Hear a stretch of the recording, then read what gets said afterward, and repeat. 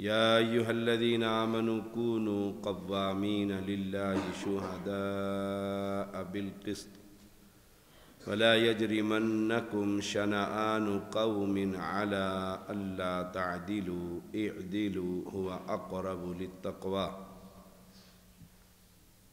واتقوا اللہ ان اللہ خبیر بما تعملون۔ اور اپنے اوپر اللہ کی نعمت یاد کرو اور اس کا عہد جو اس نے تم سے مضبوط باندھا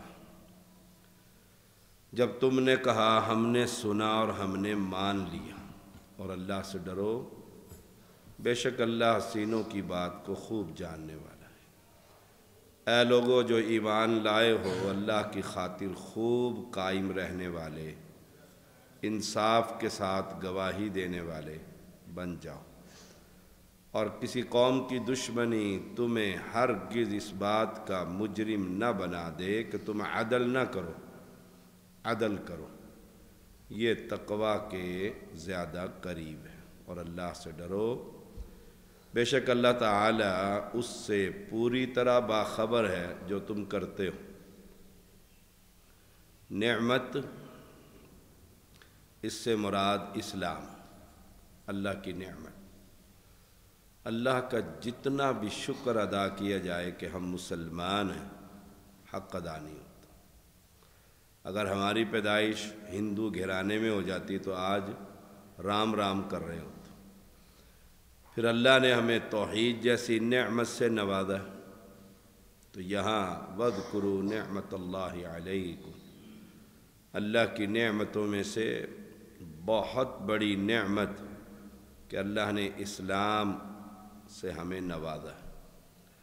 وَمِيثَاقَهُ الَّذِي وَاثَقَكُم بِهِ، میثاق اور اقرار سے وہ عہد جو رسول اللہ صلی اللہ علیہ وسلم آنے والے لوگ جو کلمہ پڑھ کر مسلمان ہوتے تھے ان سے لیتے تھے۔ بیعت جسے کہتے ہیں، اس میں کیا تھا؟ تم اللہ کے ساتھ شریک نہیں کرو گے، میرے احکام مانو گے، عورتوں سے بیعت لیا کرتے تھے، چوری نہیں کرو گی، زنا نہیں کرو گی۔ وہ بیعت جو خلیفہ وقت لیتا ہے آج کے دور میں، جو پیروں فقیروں کی بیعت ہے، یہ تو ویسے ہی نہ وہ کسی سے کچھ حق دلوا سکتا ہے۔ بیع کا مطلب سودا ہوتا ہے، میں نے پیسے دیے، آپ نے مجھے چیز دے دی۔ جب پیر فقیر بیعت لیتے ہیں ایک دوسرے کی، تو وہ تو میرا حق کسی اور سے دلوا ہی نہیں سکتا، حکومت تو کسی اور کے حق میں، تو بس حل و عقد۔ جیسے عمر رضی اللہ تعالیٰ خلیفہ بنے تو بیعت لی مدینہ کے چند افراد سے، پوری دنیا اسلام نے اسے مانی۔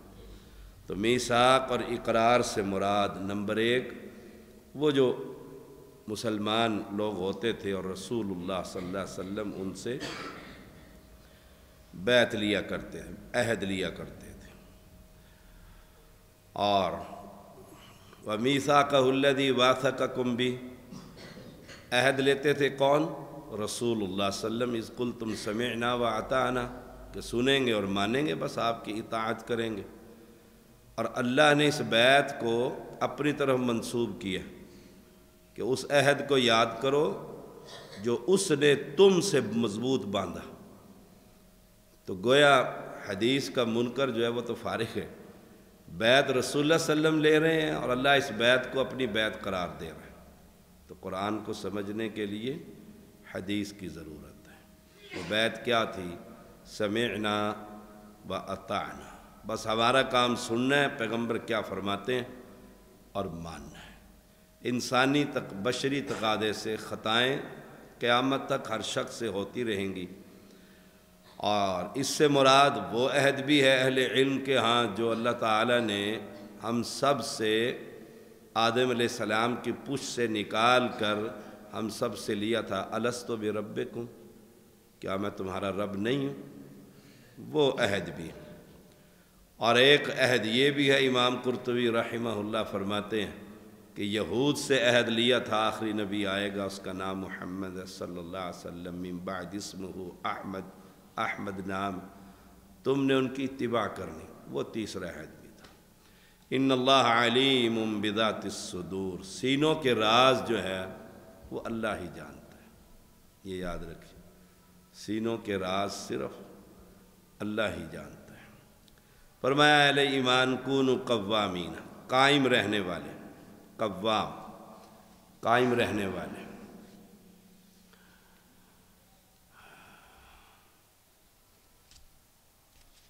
اس کا ذکر ہم پیچھے پڑھ آئے ہیں۔